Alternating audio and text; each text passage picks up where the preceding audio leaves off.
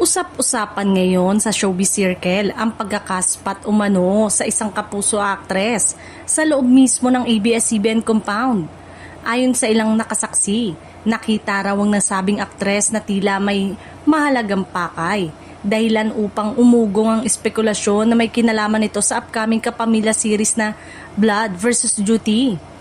Bagamat wala pang opisyal na pahayag mula sa ABS-CBN o sa kampo ng aktres, mabilis na kumalat ang balita sa social media.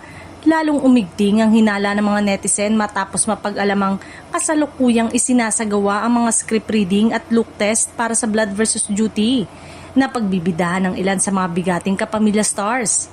Ayon sa source, hindi raw basta-basta ang pagbisita ng Kapuso Star sa network dahil nakita umano siyang may kausap ng mga opisyal at miyembro ng production team. Dahil dito, maraming fans ang naniniwalang posibleng kabilang siya sa mga bagong karakter na ipakikilala sa serye. Kung sakali mang magkatotoo, isa na naman itong patunay ng patuloy na pagbubukas ng mga pinto sa pagitan ng ABS-CBN at GMA Network, lalo na sa panahong mas laganap na ang collaboration at talent sharing sa industriya. Hindi na rin bago ang ganitong setup kaya't positibo ang pagtanggap ng publiko sa posibilidad na ito. Sa ngayon, nananatiling tikom ang bibig ng parehong panig ngunit patuloy ang pananabik ng mga manonood kung sino nga ba ang kapuso actress na tinutukoy at ano ang magiging papel niya sa Blood vs. Duty.